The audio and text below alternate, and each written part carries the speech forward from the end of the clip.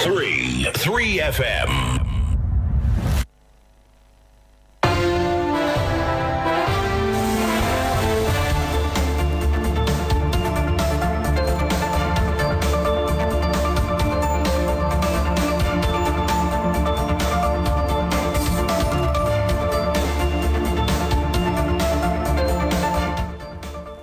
A very good morning to you. Welcome to 6 a.m. News Radio on 3FM 92.7. We come to you live from our studios here at Adesawe Kanda and our numerous affiliates across the country. We're also live on all our social media platforms, on Facebook and on X. Coming up this morning, Communications Committee of Parliament accuses Communications Minister Mawuena and Sixtus of failing to deliver on promised 30% DSTV price cut. Meanwhile, Consumer Protection Agency urges Ghanaians to use their purchasing power in the DSTV standoff. Also, private legal practitioner warns that leaking Supreme Court petitions undermines the judicial process. Plus, President Mahama says the reversal of the U.S. visa ban is in Ghana's best interest. We've got this and more in the next 10 minutes. Do stick and stay. My name is Judith Brown.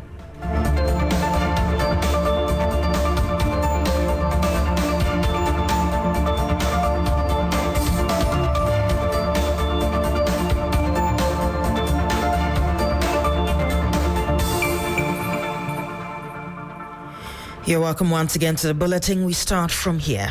While the price and banter between MultiChoice and Minister for Communications is far from over, in a twist of events, DSTV has issued an apology and clarification regarding the frequently asked questions earlier put out, contradicting the joint media statement with the Ministry of Communications, Digital Technology and Innovations. Here's a report. It's been less than a week since the announcement by Communications Minister Mawuena and Sixtus promising Ghanaians more value for money. MultiChoice Africa has committed to implement an unprecedented increased value offer only in Ghana, and I repeat, only in Ghana, which will result in Ghanaian DSTV subscribers getting more services for less. However, latest responses from the frequently asked questions to DSTV Ghana suggested a surprising contradiction. Well, according to some judge, the new pricing plan, which would provide subscribers 33% to 50% more value, is a permanent package subject to 3 monthly reviews by the committee. MultiChoice has offered value over and above what we expected of them. I went into this with a request for 30%. With what we have discussed here, the lowest is 33%, the highest is 50%. The committee will reconvene in 3 months to evaluate the impact of this initiative. This will be an ongoing and periodic exercise. But responses from DSTV suggested that this was just a 3-month promotion and not a permanent agreement. While some judges' announcement seemed like a significant win for Ghanaians, the fine print suggested otherwise, leaving many wondering if this is just another marketing gimmick. But just moments after these responses took social media by storm, DSTV has yet again released another statement, this time apologizing for the confusion caused by the facts published on their website. Well, according to them, the new value offering is effective as of October 1, 2025, and aligns with the joint media statement issued by the Communications Minister. They further clarified that the committee will reconvene in 3 months to evaluate the impact of the new value offering, which will be a periodic exercise, and that all customers can enjoy the benefits without restrictions on their bouquet choices. And so will DSTV live up to its promises? Well, only time will tell. Meanwhile, the controversy over DSTV subscription fees is deepening. Ranking member on the Communication Committee of Parliament, Mawuena and Sixtus, has accused the Minister of Communications, Mawuena and Sixtus, of failing to deliver on his promise of a 30% price cut. Or he says Ghanaians deserve honesty and not shifting positions dressed up as a better deal. This actually started from St. George, where he was talking about price cuts. All this packaging you are talking about, some knew it. Some made them aware that we were grateful for this particular enhanced package. Some said it in his press conference. and said that we thank the South Africans for that enhanced package. But unfortunately, that is not what we want. We wanted a price cut. That is what he said. So if at the end of the day, you are not able to get us the price cut, the best you can do as a young man is to let Ghanaians know that, look, yes, I went in for a price cut. This is what I've said. But looking at the circumstances, I'm not able to get it. This is what I got. And everybody will be with you.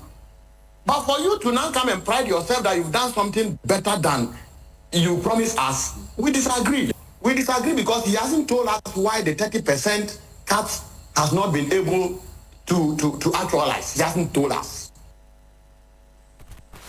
In a related development, the Consumer and Protection Agency says that the Communications Minister has disrespected Ghanaians in the ongoing DSTV impasse, while the agency has criticized the minister's tone in recent interviews, calling it arrogant and dismissive, while the CEO of the Consumer Protection Agency, Kofi Kapito, added that consumers have the real power and urged Ghanaians to consider boycotting DSTV if they feel shortchanged, stressing the issue is about respect for consumers and not politics. Nobody is depriving anybody from entering the DSTV environment. Nobody. Ghana is open for business. And I don't want this thing to become the NDC MPP issue, because Ghana, everything becomes an NDC MPP issue. Okay, the question is, we are Ghanaians. We vote for a leader. We vote for a leader who selects people to represent him. So when you are representing the president, like he said, in trust of the people, the least you can do is to show some respect to the people. That is not how a minister behaves. Now, in other news this morning, private legal practitioner Martin Pebu has expressed concern over the repeated leaking of petitions to the media despite clear directives from the Supreme Court. Well, he explained that the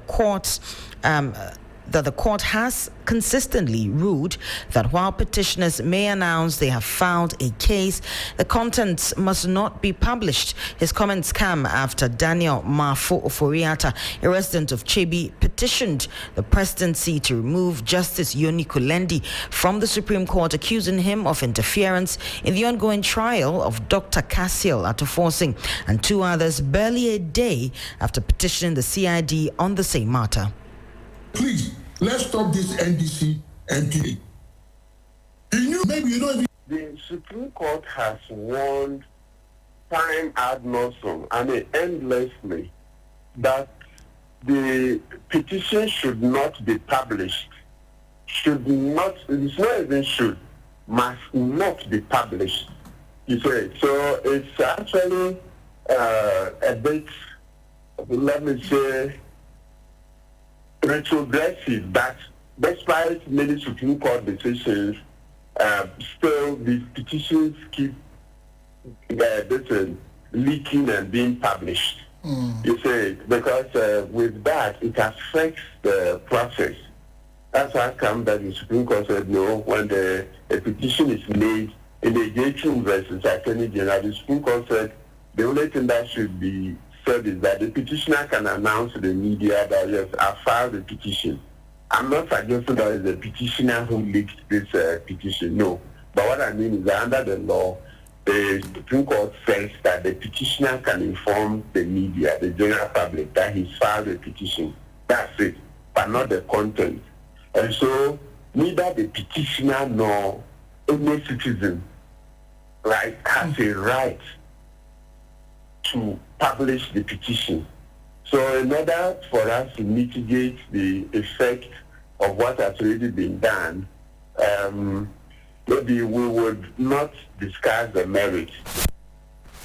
Now, before we go, President Mahama has revealed that the visa ban reversal by the United States government was in the best interest of Ghana and has no financial considerations to it, given the firm assurance that Ghana will not be a dumping ground for deportees with criminal backgrounds. The president said that the Ghana's acceptance of the deportees will not compromise its sovereignty, security and stability. Komla Kluche has more. Since July, Ghana came under intense scrutiny following a visa banning position from the United States. Negotiations followed thereafter at high levels, including bilaterals at the recently ended United Nations General Assembly. Let me state clearly that this outcome was negotiated in Ghana's best interest. And one of the key points in our negotiation with the U.S. authorities was our agreement to address the issue of overstayers who travel on student visas and others who travel as part of official government delegations. I mean, these are people who go and instead of coming back, they decide to stay. And so they have the record. So when they draw the threshold and you're above it, then they cancel your 5-year visas and bring you to B5, B3. And that's all for the 6 a.m. news right here on 3FM 92.7. A pleasure coming to you this morning. My name is Judith Brown. Do stay tuned. Business News is up next.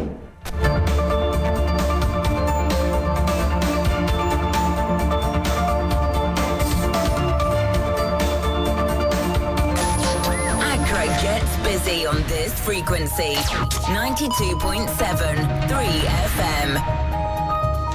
Hello there, good morning and welcome to the Business News on Sunrise. Coming up, experts urge sustained policy discipline as Ghana achieved single-digit inflation of 9.4% in September, the lowest rate since August 2021. So, prices in those regions do not skyrocket or go as high as increasing at the rate of 20%. And Ghana National Petroleum Corporation GNPC pushes local content drive to 50% as indigenous businesses hold less than 15% of upstream sector.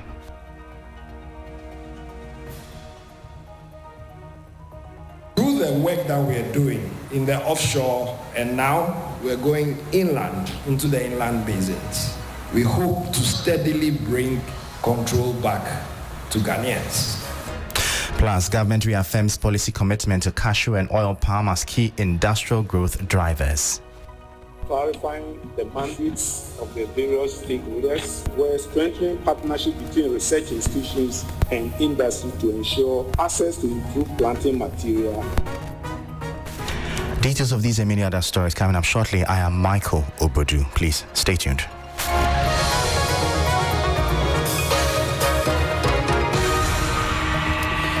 Thank you so much for your time. Straight into our top story. Experts have emphasized that sustaining single-digit inflation is crucial for easing the cost of living for Ghanaians and, more importantly, for creating an enabling environment for robust economic growth. These follow Ghana Statistical Service GSS announcing that the annual inflation rate has fallen to a single digit, hitting 9.4% in September 2025.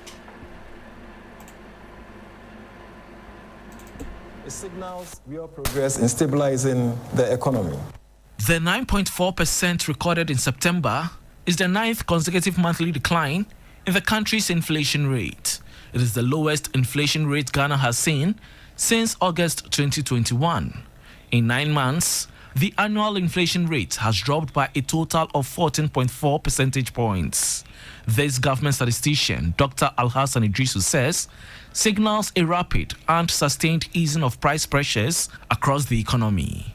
Prices in September this year were about 9.4% higher than in September last year. On a month-on-month basis, prices rose by 0.9% compared with August. In December 2024, inflation was 23.8%. By August 2025, it had dropped to 11.5%. Now in September 2025, we are at 9.4%.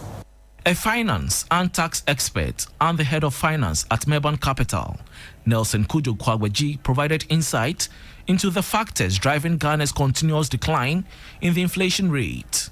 We have seen that food inflation has reduced significantly from 14.3% to about 11%.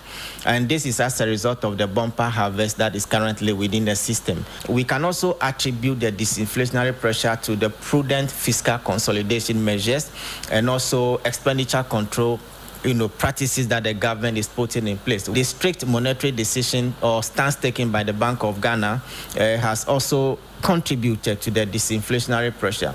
Northeast recorded the highest rate at 20.1%, while Bono East had the lowest at 1.2%. Financial economist at the University of Professional Studies Accra, UPSA, Dr. Eric Boachi-Yadom, has recommended a targeted approach to drive down prices at regions with high inflation rates. Price of goods and services are largely high in northeast and upper west and western north. So there should be practical steps to ensure prices in those regions do not skyrocket or go as high as increasing at the rate of 20%. If care is not taken, those areas that are hosting people below the poverty line will be pushed further, into conditions that their daily survival will be threatened. The 9.4% inflation rate in September is within the Bank of Ghana's medium target band of 8% plus or minus 2 and beats the Ministry of Finance end-year projection of 11%. Now, as part of its local content drive, the Ghana National Petroleum Corporation, GNPC, is aiming to increase Ghanaian participation in the upstream petroleum sector to 50% over the next 5 years. Currently, indigenous businesses control less than 15% of the multi-billion-dollar industry, limiting the country's ability to fully benefit from its oil and gas resources. Ghana's upstream petroleum sector is governed by local content regulations designed to promote active involvement of Ghanaian companies and professionals. While some progress has been made through equity participation and service provision, local firms continue to face challenges, including limited access to capital and technical expertise. GNPC says the situation is concerning and is taking urgent steps to shift the narrative. In terms of local purchases, we do 100% local content. But when you go into the upstream oil and gas sector, the numbers, unfortunately, I could say we're talking of something less than 10-15% in terms of actual participation. But we are hoping that with a structured program that GNPC intends to lead, we're hoping that within the next 5 years, we should see a penetration rate of up to 45-50%, at least, and still growing. Speaking at the GNPC Vendor Engagement Summit, the corporation urged stakeholders to seize emerging opportunities. Through the work that we're doing in the offshore and now we're going inland into the inland basins, we hope to steadily bring control back to Ghanaians. And the opportunities exist in both our fields offshore and the Voltairean Basin. And we expect that this will provide a new space for indigenous companies to play an active role. You heard that Kwame Nto Amwa, he's the Chief Executive Officer of the Ghana National Petroleum Corporation, GNPC. Earlier in the report, you heard Manager Local Content and Supply Chain Development, Salim Seidu Brima, in that report. Now, government has reaffirmed its commitment to creating the right policy environment for cashew and oil palm to thrive as major contributors to Ghana's industrial growth and foreign exchange earnings. The assurance was given at the Maiden Cashew and Oil Palm Policy Dialogue in Accra, organized by the Tree Crops Development Authority in partnership with NIRAS under the Ghana Private Sector Competitiveness Program. Speaking on behalf of the Minister, Chief Director Paul Saima said government is committed to providing the right policy environment so that cashew and oil palm, alongside other tree crops, can significantly contribute to Ghana's industrial growth and foreign exchange earnings. The government remains firmly committed to addressing these challenges by strengthening the Tree Crops Development Authority as the apex regulator and creating a coherent, enabling policy environment. Key interventions underway include clarifying the mandates of the various stakeholders, research and development, where strengthening partnership between research institutions and industry to ensure access to improved planting material and other innovations in the two commodities. Seed and seedling systems, enhancing certification process to guarantee farmers timely access to quality seeds and seedlings, as well as processing and value addition. That's encouraging private investment in processing plants to boost domestic value chain, value addition, and reduce exports. That was Chief Director of the Ministry of Food and Agriculture, Paul Saima, speaking. We'll turn our attention now to the currency and commodities market. the interbank foreign exchange market, the dollar is selling at 12 cedis 46 pesos. It's gained 4 pesos. The British pound is selling at 16 cedis 79 pesos. It's gained 11 pesos. The euro is selling at 14 cedis 61 pesos. It also gained 4 pesos. However, guided that these figures could be higher, Axaforis Bironi. On the global commodities markets, Brent crude is trading at $65.56 per barrel. Gold is trading at $3,862 per ounce, up by 3 cents. Cocoa is trading at $6,675 per ton, down by $74.